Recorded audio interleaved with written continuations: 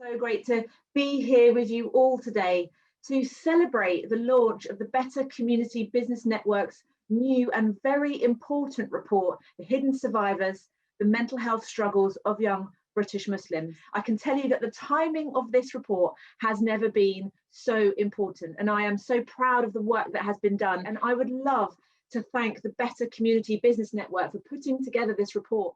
We need to be more robust in our engagement with religion and spirituality in the area of mental health, specifically where it relates to Muslim communities.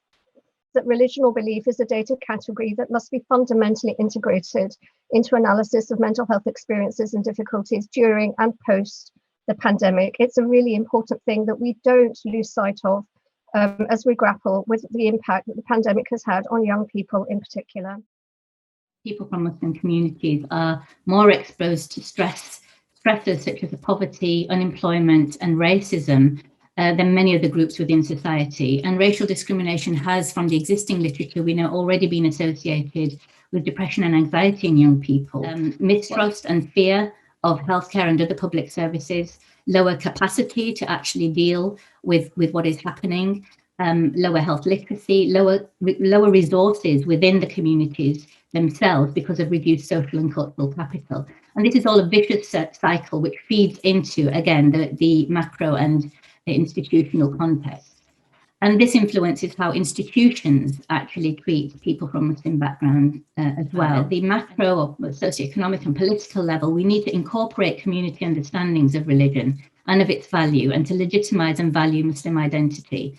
At the institutional level, we need to promote the knowledge that's needed to engage effectively, to equip staff to support young Muslim service users, to counter the racist practice that's there, to reduce the discretion that's available for people to take advantage of institutional discrimination. And all that will help to increase trust in the support that's offered, so that more people will actually turn to healthcare provision and they would be less fearful of discriminatory treatment. That actually we have to do things differently, relying on hard-pressed councils to run commission services that don't meet the needs of people in their community, that have huge blind spots, that mean that people are not accessing services, and they're certainly not accessing culturally appropriate services or services that put faith at the centre of them. Within Place to Be, we have brought together a coalition of training bodies to actually look at this and to look at how we can open up the counselling training and encourage people from a wider range of ethnicities into the workforce.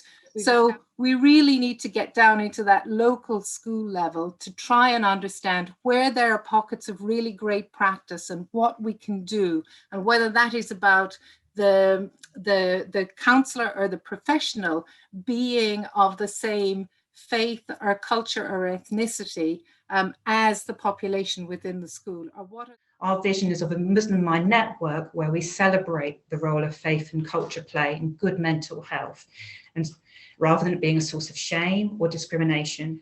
We see a role for a Muslim Mind, a network or web of that builds a collaborative or faith-based mental health providers to highlight, advocate and support the mental health needs of Muslim communities. Such a network could enable a broad platform that campaigns on mental health equity.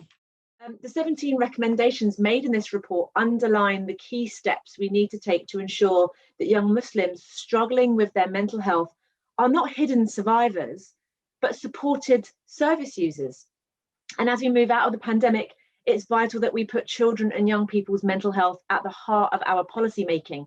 We cannot afford to let down a generation.